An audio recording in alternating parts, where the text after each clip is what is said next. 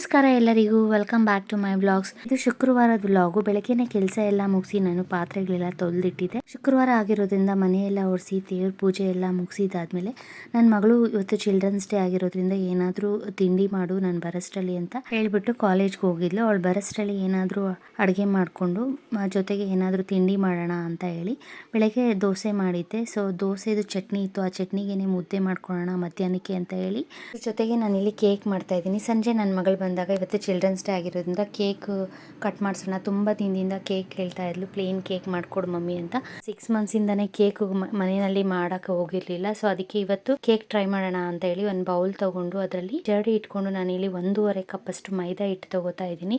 ಮೈದಾ ಹಿಟ್ಟು ಮತ್ತು ಇದ್ರ ಜೊತೆಗೆ ನಾನಿಲ್ಲಿ 1 ಸ್ಪೂನಷ್ಟು ಬೇಕಿಂಗ್ ಪೌಡರು, ಒಂದು ಅರ್ಧ ಸ್ಪೂನಷ್ಟು ಬೇಕಿಂಗ್ ಸೋಡಾ ಹಾಕೋತಾ ಇದ್ದೀನಿ, ಟೀ ಸ್ಪೂನಷ್ಟು ಬೇಕಿಂಗ್ ಸೋಡಾ ಹಾಕ್ಕೊಂಡು ಇಷ್ಟನ್ನು ಜರಡಿ ಇಟ್ಕೋತಾ ಇದ್ದೀನಿ. ಮೈದಾ ಹಿಟ್ಟಲ್ಲಿ ಕೆಲವು ಸಲ ಗಂಟಿರುತ್ತೆ, ಕೆಲವು ಸಲ ಸಣ್ಣ ಸಣ್ಣ ಹುಳಗಳು ಸಹ ಇರುತ್ತೆ. ಅದಕ್ಕೆ ನಾವು ಹೊರಗಡೆಯಿಂದ ಮೈದಾ ಹಿಟ್ಟನ್ನು ತಂದಾಗ ಏನಾದರೂ ಪ್ರಿಪೇರ್ ಮಾಡಬೇಕಾದ್ರೆ, ಅಡುಗೆ ಮಾಡ್ಕೋಬೇಕಾದ್ರೆ ಒಂದ್ಸರಿ ಮೈದಾ ಹಿಟ್ಟನ್ನು ಈ ರೀತಿ ಜರಡಿ ಇಟ್ಕೋಬೇಕು. ಇಷ್ಟನ್ನು ಜರಡಿ ಇಟ್ಕೊಂಡಾದ್ಮೇಲೆ ನಾನಿಲ್ಲಿ ಚಾಕ್ಲೇಟ್ ಪೌಡರ್ ತೊಗೊಂಡಿದ್ದೀನಿ. ನಾನಿಲ್ಲಿ ಒಂದು 2 ಸ್ಪೂನಷ್ಟು ಚಾಕ್ಲೇಟ್ ಪೌಡರ್ ತೊಗೊಂಡು ಅದನ್ನು ಸಹ ಜರಡಿಗೆ ಹಾಕ್ಕೊಂಡು ಈ ರೀತಿ ಜರಡಿ ಇಟ್ಕೊಂಡಿದ್ದೀನಿ. ನೋಡಿ, ಈ ರೀತಿ ಗಂಟಿದ್ದಾಗ ಅಥವಾ ಹುಳ ಇದ್ರೆ ನಾವು ಜರಡಿ ಇಟ್ಕೊಂಡ್ರೆ ಅದೆಲ್ಲ ನೀಟಾಗಿ ಕ್ಲೀನ್ ಮಾಡ್ಕೋಬಹುದು. ಕೊಕೋ ಪೌಡರ್ನ ಹಾಕೊಂಡಾದ್ಮೇಲೆ ಟಿನ್ನ ಕಬೋರ್ಡಲ್ಲಿ ಇಟ್ಟಿದ್ದೆ, ಅದನ್ನು ನೀಟಾಗಿ ವಾಶ್ ಮಾಡಿ ಕೇಕ್ ಮಾಡೋದಕ್ಕೆ ಅಂತ ಎತ್ತಿಟ್ಕೊಂಡೆ.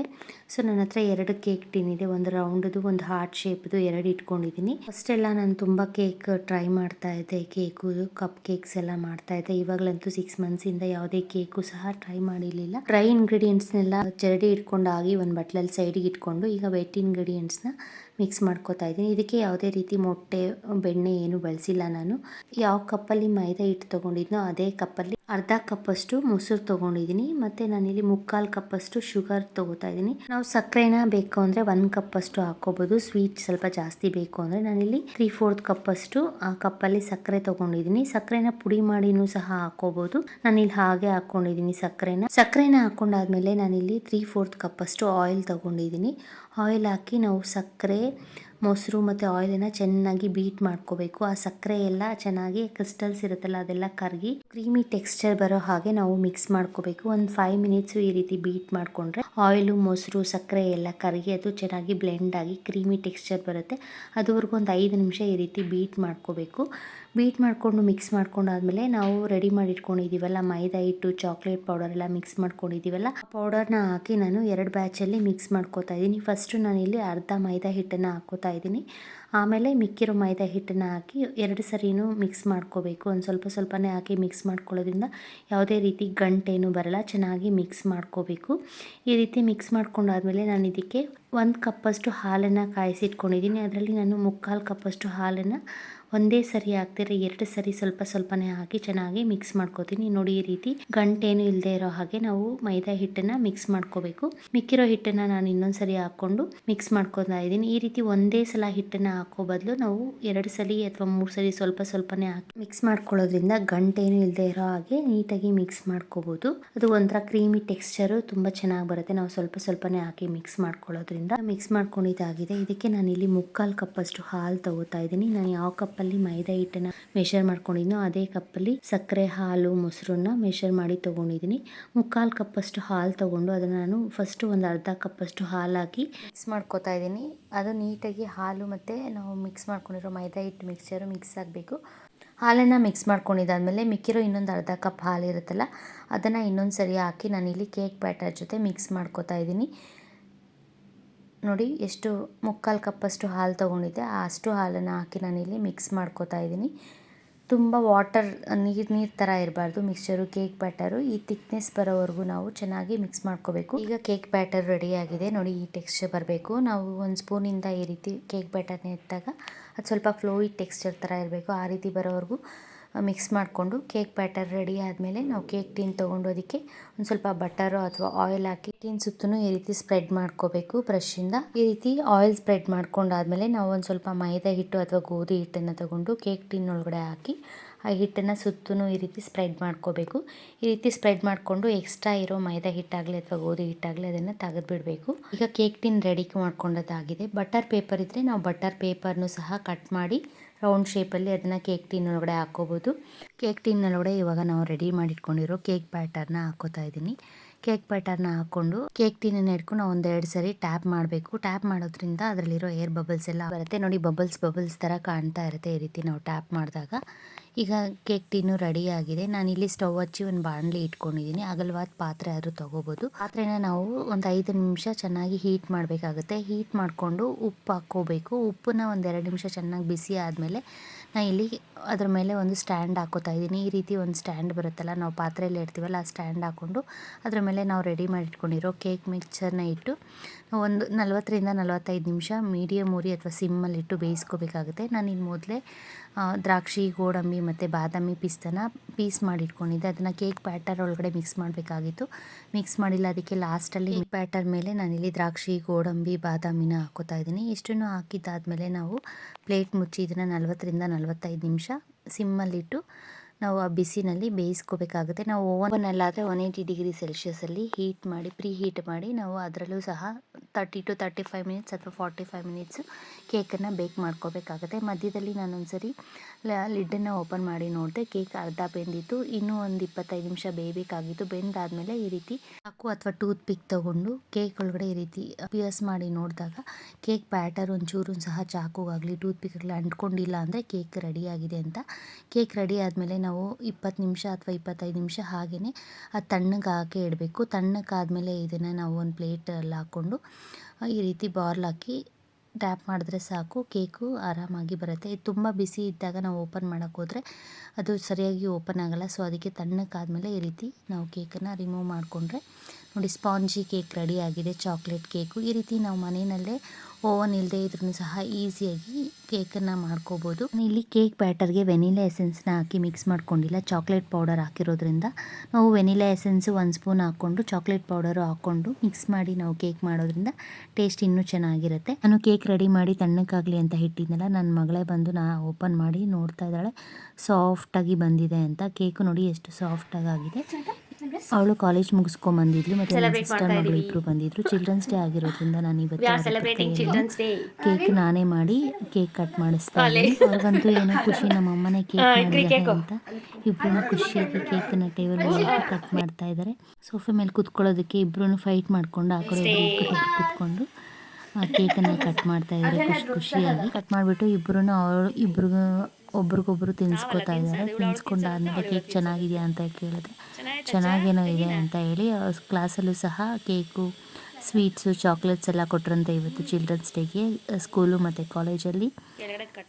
ಸೊ ಈ ರೀತಿ ನಾನು ಚಿಲ್ಡ್ರನ್ಸ್ ಡೇಗೆ ಕೇಕ್ ಮಾಡಿದ್ದೆ, ಚಾಕ್ಲೇಟ್ ಕೇಕ್ ಮನೆಯಲ್ಲಿ. ನಮ್ಮ ಸಿಸ್ಟರ್ ಮಗಳು 3 ಥರ ಕೇಕ್ ತಿಂದೆ ನಾನಿವತ್ತು ಅಂತ ಹೇಳ್ತಾ ಇದ್ಲು. ನಾನು ಚಾಕ್ಲೇಟ್ ಕೇಕ್ ಸಾಫ್ಟಾಗಿ ಬಂದಿದೆ ಅಂತ ಕೇಳ್ತಾ ಇದ್ದೆ. ಸೊ ಅದಕ್ಕೆ ಅವಳು ಕೇಕ್ ಕಟ್ ಮಾಡಿ ತೋರಿಸ್ತಾ ಇದ್ದಾಳೆ. ಸಾಫ್ಟಾಗಿ ಇದೆ, ಯಾವುದೇ ರೀತಿ ಒಳಗಡೆ ಹಾರ್ಡಾಗಿಲ್ಲ ಅಂತ, ಸಾಫ್ಟಾಗಿದೆ ಅಂತ ತೋರಿಸ್ತಾ ಇದ್ದಾಳೆ. ಸೊ ಈ ರೀತಿ ನಾವು ಚಿಲ್ಡ್ರನ್ಸ್ ಡೇನ ಮನೆಯಲ್ಲಿ ಸೆಲೆಬ್ರೇಟ್ ಮಾಡಿದ್ವಿ. ಇವತ್ತು ಶುಕ್ರವಾರ ಆಗಿರೋದ್ರಿಂದ ಸಂಜೆ ದೀಪ ಹಚ್ಚಿ ಮನೆಯಲ್ಲಿ ಪೂಜೆ ಮುಗಿಸ್ಕೊಂಡೆ. ನೈಟ್ ಊಟಕ್ಕೆ ಅಂತ ನಾನಿಲ್ಲಿ ಮಧ್ಯಾಹ್ನ ಚಟ್ನಿ ಇತ್ತಲ್ಲ, ಅದಕ್ಕೆ ಮುದ್ದೆ ಮಾಡಿದ್ದೆ. ಸ್ವಲ್ಪ ಇತ್ತು.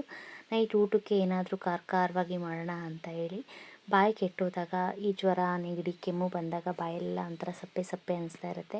ಏನೇ ತಿಂದರೂ ನಮಗೆ ಟೇಸ್ಟ್ ಸಿಗ್ತಾ ಇರಲ್ಲ. ಆವಾಗ ನಾವು ಈ ರೀತಿ ಗೊಟ್ಕಾರನ ಟ್ರೈ ಮಾಡ್ಬೋದು. ಇದು ಈಸಿಯಾಗಿ ಮಾಡ್ಕೋಬೋದು. ಮುದ್ದೆಗೆ, ಅನ್ನಕ್ಕೆಲ್ಲ ಖಾರವಾಗಿ ತುಂಬ ರುಚಿಯಾಗಿರುತ್ತೆ. ಹಚ್ಚಿ ಒಂದು ಪಾತ್ರೆ ಇಟ್ಕೊಂಡು ಅದು ಬಿಸಿ ಆದಮೇಲೆ ಅದಕ್ಕೆ ನಾನು 1 ಸ್ಪೂನಷ್ಟು ಎಣ್ಣೆ ಹಾಕ್ಕೊಂಡಿದ್ದೀನಿ. ಎಣ್ಣೆ ಹಾಕ್ಕೊಂಡು 2 ಬೆಳ್ಳುಳ್ಳಿ ಸುಲಿದಿಟ್ಕೊಂಡಿದ್ದೆ. ಬೆಳ್ಳುಳ್ಳಿ ಹಾಕ್ಕೊಂಡು ಅದ್ರ ಜೊತೆಗೆ 10ರಿಂದ 12 ಒಣಮೆಣಸಿನ್ಕಾಯಿ ಹಾಕ್ಕೊಂಡಿದ್ದೀನಿ. ಜೊತೆಗೆ 1 ಹಿಡಿಯಷ್ಟು ಕರ್ಬೇವಿನ ಸೊಪ್ಪು ಹಾಕ್ಕೊಂಡಿದ್ದೀನಿ. ಕರ್ಬೇವಿನ ಸೊಪ್ಪು ನಾವು ಜಾಸ್ತಿ ಬೇಕಾದರೂ ಹಾಕ್ಕೋಬೋದು. ಕರ್ಬೇವಿನ ಸೊಪ್ಪು ಜಾಸ್ತಿ ಹಾಕ್ಕೊಂಡು ಟೇಸ್ಟು ಚೆನ್ನಾಗಿರುತ್ತೆ. ಕರ್ಬೇವಿನ ಸೊಪ್ಪು ಹಾಕ್ಕೊಂಡು ಅದ್ರ ಜೊತೆಗೆ 1 ಈರುಳ್ಳಿನ ಚಿಕ್ಕದು 1 ಈರುಳ್ಳಿ ಹಾಕ್ಕೊಂಡಿದ್ದೀನಿ. ಈರುಳ್ಳಿ ಆಪ್ಷನಲ್ಲು, ಬೇಕಾದರೆ ಹಾಕ್ಕೋಬೋದು, ಇಲ್ಲಾಂದರೆ ಹಾಗೇನೂ ಸಹ ಮಾಡ್ಕೋಬೋದು. ಇಷ್ಟನ್ನು ನಾವು ಒಂದು ಸ್ವಲ್ಪ ಹಸಿ ವಾಸನೆ ಹೋಗೋವರೆಗೂ ಚೆನ್ನಾಗಿ ಇದನ್ನು ಆಯಿಲಲ್ಲಿ ಫ್ರೈ ಮಾಡ್ಕೋಬೇಕು. ಫ್ರೈ ಮಾಡ್ಕೊಂಡಾದಮೇಲೆ ಇದ್ರ ಜೊತೆಗೆ ನಾನಿಲ್ಲಿ 1.5 ಸ್ಪೂನಷ್ಟು ಜೀರಿಗೆ ಹಾಕ್ಕೋತಾ ಇದ್ದೀನಿ. ಜೀರಿಗೆ ಜಾಸ್ತಿ ಹಾಕ್ಕೊಂಡಷ್ಟು ಟೇಸ್ಟ್ ತುಂಬ ರುಚಿಯಾಗಿರುತ್ತೆ. ಖಾರ ಇನ್ನೂ ಜಾಸ್ತಿ ಬೇಕು ಅಂದರೆ ಇನ್ನೂ 1-2 ಒಣಮೆಣಸಿನ್ಕಾಯಿನ ಹಾಕ್ಕೋಬೋದು. ಜೀರಿಗೆನ ಹಾಕ್ಕೊಂಡಾದ್ಮೇಲೆ ಅದನ್ನು ಸಹ ನಾವು ಸ್ವಲ್ಪ ಹೊತ್ತು ಹುರ್ಕೋಬೇಕು. ಹುರ್ಕೊಂಡಾದ್ಮೇಲೆ ಇದ್ರ ಜೊತೆಗೆ ನಾನಿಲ್ಲಿ 1 ನಿಂಬೆಹಣ್ಣು ಗಾತ್ರದಷ್ಟು ಹುಣಸೆಹಣ್ಣು ಹಾಕ್ಕೋತಾ ಇದ್ದೀನಿ. ಹುಳಿ ಜಾಸ್ತಿ ಬೇಕು ಅಂದರೆ ಜಾಸ್ತಿ ಕಮ್ಮಿ ಮಾಡ್ಕೋಬೋದು. ನಾವು ಹುಳಿಯಾಗಿ ಖಾರವಾಗಿ ಗುಡ್ಖಾರ ತಿಂತಾಯಿದ್ರೆ ಕೆಟ್ಟೋಗಿರೋ ಬಾಯಿ ಕೂಡ ಸರಿ ಹೋಗುತ್ತೆ, ಚಪ್ಪರಿಸ್ಕೊಂಡು ತಿಂತೀವಿ, ಅಷ್ಟು ರುಚಿಯಾಗಿರುತ್ತೆ. ಬಿಸಿ ಅನ್ನಕ್ಕೆ, ಮುದ್ದೆಗೆ ಎಲ್ಲ ಸಕ್ಕತ್ತಾಗಿರುತ್ತೆ ಗೊಡ್ಖಾರ. ಹಳೆ ಕಾಲದಲ್ಲಿ ಇದನ್ನು ರುಬ್ಬೋ ಕಲ್ಲು ಇರುತ್ತಲ್ಲ, ಆ ಕಲ್ಲಲ್ಲಿ ಹಾಕಿ ರುಬ್ಕೋತಾ ಇದ್ವಿ. ಇವಾಗ ರುಬ್ಬೋ ಕಲ್ಲು ಇಲ್ಲದೆ ಇರೋ ಕಾರಣ ಮಿಕ್ಸಿನಲ್ಲಿ ಹಾಕಿ ಇದನ್ನು ಸ್ವಲ್ಪ ತರ್ತರಿಯಾಗಾದರೂ ರುಬ್ಕೋಬೋದು, ನುಣ್ಣಕ್ಕಾದರೂ ರುಬ್ಕೋಬೋದು. ಹುಣಸೆ ಹಣ್ಣು ಹಾಕ್ಕೊಂಡಾದ್ಮೇಲೆ ಇದು ಸ್ವಲ್ಪ ತಣ್ಣಕ್ಕಾಗಬೇಕು. ನಾವು ಹುರ್ಕೊಂಡಿರೋ ಸಾಮಗ್ರಿ ಎಲ್ಲ ತಣ್ಣಕ್ಕಾದಮೇಲೆ ಇದನ್ನ ಮಿಕ್ಸಿ ಜಾರ್ಗೆ ಹಾಕಿ ನುಣ್ಣಕ್ಕೆ ರುಬ್ಕೋತಾ ಇದ್ದೀನಿ. ಲಾಸ್ಟಲ್ಲಿ ಇದಕ್ಕೆ ಒಗ್ಗರಣೆ ಹಾಕ್ಕೊಂಡ್ರೆ ಗೊಡ್ಡು ಖಾರ ರೆಡಿ ಆಗುತ್ತೆ. ನಾನು ನುಣ್ಣಕ್ಕೆ ರುಬ್ಕೊಂಡಿದ್ದಾದಮೇಲೆ ಇದಕ್ಕೆ ಲಾಸ್ಟಲ್ಲಿ ಒಗ್ಗರಣೆ ಹಾಕ್ಕೋತಾ ಇದ್ದೀನಿ. ಒಗ್ಗರಣೆಗೆ ಅಂತ ಒಂದು ಪಾತ್ರೆ ಇಟ್ಕೊಂಡೋದಕ್ಕೆ ಸ್ವಲ್ಪ ಎಣ್ಣೆ ಹಾಕಿ ಸಾಸಿವೆ ಹಾಕ್ಕೋತಾ ಇದ್ದೀನಿ. ಸಾಸಿವೆ ಸಿಡ್ದಾದ್ಮೇಲೆ ಇದಕ್ಕೆ ಹಸಿ ಕರಿಬೇವಿನ ಸೊಪ್ಪು ಹಾಕಿ, ನಾವು ಈರುಳ್ಳಿ ಬೇಕು ಅಂದರೆ ಹಾಕ್ಕೋಬೋದು ಸಣ್ಣ ಸಣ್ಣದಾಗಿ ಕಟ್ ಮಾಡಿ, ಬೇಡ ಅಂದರೆ ಹಾಗೆಯೇ ನಾವು ರುಬ್ಬಿಟ್ಕೊಂಡಿರೋ ಖಾರನ ಹಾಕಿ ಮಿಕ್ಸ್ ಮಾಡಿಕೊಂಡು ಸ್ವಲ್ಪ ಹೊತ್ತು, ತುಂಬ ಹೊತ್ತು ಬೇಡ, ಒಂದು ಸ್ವಲ್ಪ ಹೊತ್ತು ಎಣ್ಣೆಯಲ್ಲಿ ಫ್ರೈ ಮಾಡಿಕೊಂಡ್ರೆ ಸಾಕು, ಗೊಡ್ಡು ಖಾರ ರೆಡಿ ಆಗುತ್ತೆ. ಇದು ಆಪ್ಷನಲ್ಲು, ನಾವು ಒಗ್ಗರಣೆ ಬೇಕಾದರೆ ಹಾಕ್ಕೋಬೋದು, ಇಲ್ಲಾಂದರೆ ಹಾಗೆಯೇ ಖಾರ ರುಬ್ಕೊಂಡು ಸಹ ಬಿಸಿ ಬಿಸಿ ಅನ್ನಕ್ಕೆ ಮುದ್ದೆಗೆ ತಿನ್ಬೋದು. ಸಾಸಿವೆ ಸಿಡ್ದಾದ್ಮೇಲೆ ನನಗೆ ಹಸಿ ಕರಿಬೇವಿನ ಸೊಪ್ಪು ಹಾಕ್ಕೊಂಡು ನಾವು ರುಬ್ಬಿಟ್ಕೊಂಡಿರೋ ಖಾರನ ಹಾಕಿ ಮಿಕ್ಸಿ ಜಾರಲ್ಲಿ ಒಂದು ಸ್ವಲ್ಪ ನೀರು ಹಾಕಿ ಅದನ್ನು ಮಿಕ್ಸ್ ಮಾಡಿ ಇದಕ್ಕೆ ಹಾಕ್ಕೋತಾ ಇದ್ದೀನಿ. ನೀರು ಆಪ್ಷನಲ್ಲು, ಬೇಕಾದರೆ ಹಾಕ್ಕೋಬೋದು, ಇಲ್ಲಾಂದರೆ ಹಾಗೆಯೇ ಕುದಿಸ್ಕೋಬೋದು. ರುಚಿಗೆ ತಕ್ಕಷ್ಟು ಉಪ್ಪು ಹಾಕಿ ಮಿಕ್ಸ್ ಮಾಡಿ ನಾನಿಲ್ಲಿ ಒಂದು ಸ್ವಲ್ಪ ಹೊತ್ತು ಬಿಸಿ ಮಾಡ್ಕೋತಾ ಇದ್ದೀನಿ. ಖಾರವಾದ ರುಚಿಕರವಾದ ಗೊಡ್ಡು ಖಾರ ರೆಡಿಯಾಗಿದೆ. ಸ್ಟವ್ ಆಫ್ ಮಾಡಿಕೊಂಡು ನನ್ನ ಮಗಳು ಏನಾದರೂ ತಿಂಡಿ ಬೇಕು ಸ್ನ್ಯಾಕ್ಸ್ಗೆ ಇದ್ರ ಜೊತೆಗೆ ಅಂತ ಕೇಳಿದ್ಲು.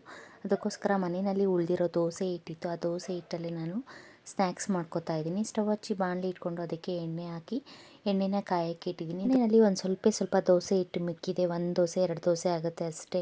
ಆ ಹಿಟ್ಟನ್ನು ಬಿಸಾಡೋ ಬದಲು ನಾವು ಈ ರೀತಿ ಅದರಲ್ಲಿ ಸ್ನ್ಯಾಕ್ಸ್ ಮಾಡ್ಕೋಬೋದು. ನೋಡಿ, ಸ್ವಲ್ಪ ದೋಸೆ ಹಿಟ್ಟಿತ್ತು, ಆ ದೋಸೆ ಹಿಟ್ಟಿಗೆ ನಾನಿಲ್ಲಿ ಒಂದು 2 ಈರುಳ್ಳಿನ ಸಣ್ಣದಾಗಿ ಹೆಚ್ಚಿ ಕಟ್ ಮಾಡಿ ಇಟ್ಕೊಂಡಿದ್ದೀನಿ.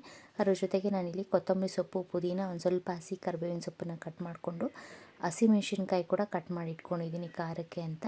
ಇಷ್ಟನ್ನು ನಾವು ದೋಸೆ ಹಿಟ್ಟಿನ ಜೊತೆ ಚೆನ್ನಾಗಿ ಮಿಕ್ಸ್ ಮಾಡ್ಕೋಬೇಕು. ರುಚಿಗೆ ಉಪ್ಪನ್ನ ನೋಡಿಕೊಂಡು ಹಾಕ್ಕೋಬೇಕು. ನಾವು ಆಲ್ರೆಡಿ ದೋಸೆ ಹಿಟ್ಟಿಗೆ ಉಪ್ಪು ಹಾಕಿರ್ತೀವಲ್ಲ, ಈಗ ಬೇಕು ಅಂದರೆ ನೋಡಿಕೊಂಡು ಒಂದು ಸ್ವಲ್ಪ ಉಪ್ಪನ್ನು ಹಾಕಿ ಮಿಕ್ಸ್ ಮಾಡ್ಕೋಬೇಕಾಗುತ್ತೆ.